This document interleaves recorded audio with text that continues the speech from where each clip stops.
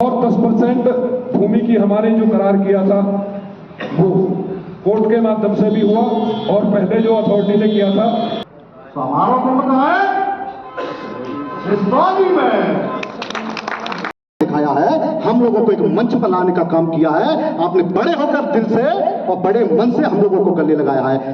हम बात करते हैं खुले मन से, बड़े दिल से। जब विस्तृत करते उसका क्लासिफिकेशन करते हैं तब आप लोग समझते हैं।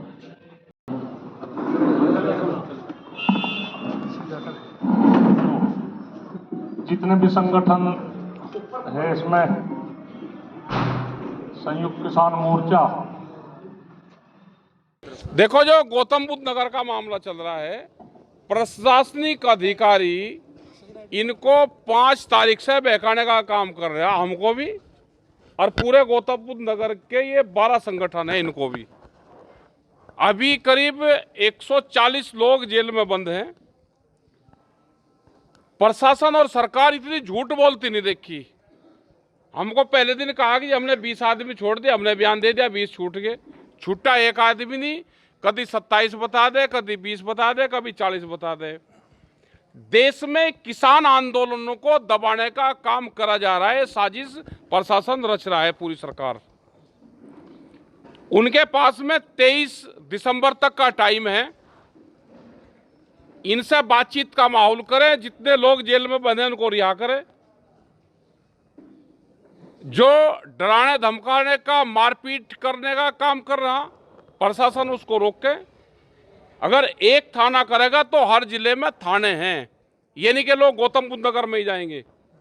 हम 23 तारीख में यहां से कैडा निर्णय लेंगे और जो भी यहां से घोषणा होगी, मीटिंग अगली होगी तो गौतम बुद्ध नगर में ही मीटिंग होगी। अगला निर्णय लिए जाएंगे, थानों पर होगी तो थानों पर होगी। एक आंदोलन देश में बड़े करने की जरूरत है। दिल्ली की हमारी कोई कॉल अभी नहीं है।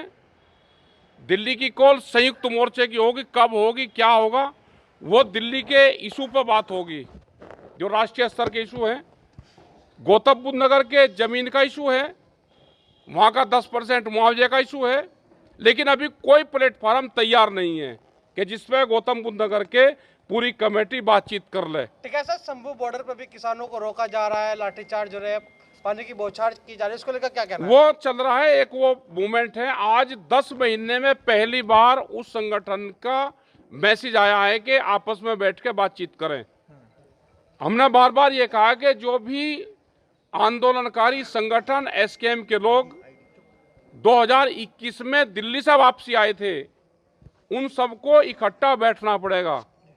दिल्ली की कॉल पूरे देश के किसानों को फिर दोबारा देनी पड़ेगी, लेकिन कब देनी पड़ेगी, उसकी डेट क्या होगी, कोई इशू पहले बैठ के एसकेएम तय करे। सब लोग अकेले अकेले दिल्ली की कॉल देंगे तो जो नोएडा का हाल हुआ यही पूरे देश का हाल होगा। ठीक है साहब, 23 तारीख की बात कर रहे हैं, कब ये क्या कार्यक्रम रहेगा 23 तारीख को? जो 23 दिसंबर का, जो 17 तारीख का हमारा प्रोग्राम होता था मासिक पंचायत, वो अब की बार में 23 दिसंबर में है। चौधरी चरण सिंह का जन्मदिन है, वो जन्मदिन भी यहीं रहेगा और 23 तारीख की मीटिंग भी यहीं रहेगी। और आगे के जो भी निर्णय होंगे 23 तारीख को हम करीब 3 बजे तक अपना निर्णय दे देंगे। ठीक है साहब, एक सवाल हो रहा है, संभल में एक मंदिर मिला, हनुमान का मंदिर, वो भी बड़ी चर्चाओं में ऐसे में, क्योंकि पहले संभल में ये तो पॉलिटिकल इशू है, सरकार की प्राथमिकता है, वो सरकार अपना काम कर रही है, पूरा प्रेस और वो सब उस पर लग रहे। हमारे इशू किसान के इशू हैं। जो जिस जाति धर्म को है उसको मानता है, वो उसको मानता रहेंगे। आप मस्जिद को मानते हो, आप उसको मानोगे, आप मंदिर को नहीं मानने। हम मंदिर को मानने, हम मस्जिद को नहीं मानने। देश में, संविधान में सबको राइट दिया है, अपने धर्म को मानने का सबको अधिकार है। वो अपने तरीके से पूजा पाठ सब चीज कर रहा है। सरकार का जो काम है, जहां से सरकार को वोट मिलेगी, सरकार का वो एजेंडे में शामिल है, उसका काम करेगा। गन्ना किसानों को गन्ना डालना हो, अपने पर्ची की बात करेगा, सरकार अपनी वोट की बात करेगी। ये जो नोएडा का किसान है अपनी जमीन की बात करेगा, दुकानदार अपना सामान बेचने की बात करेगा।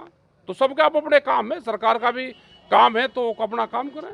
टिकैत साहब, देखिए शंभू बॉर्डर पर एमएसपी की मांग को लेकर, नोएडा में प्राधिकरण के मुद्दे को लेकर, यूपी में यहाँ गन्ने भाव की बात आप कर रहे हैं, मीटर बिजली की मीटर की बात, क्या सारी चीजों को एक जगह समायोजित करने के कोई ऐलान आप लोग? उसका संयुक्त मोर्चा उसके लिए एक बड़ा प्लेटफॉर्म है और पूरे देश के लोग उस पर काम कर रहे हैं।